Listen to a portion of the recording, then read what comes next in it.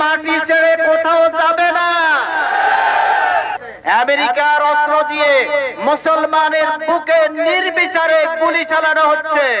এই অবস্থা চলতে পারে না, করা হবে। বান্ডেল থাকলে প্রতি সেনমানিতে টাকা বাঁচবে। বিকাশ সেনমানি বান্ডেল কিনে জিতুন প্রতি লেনদেনে।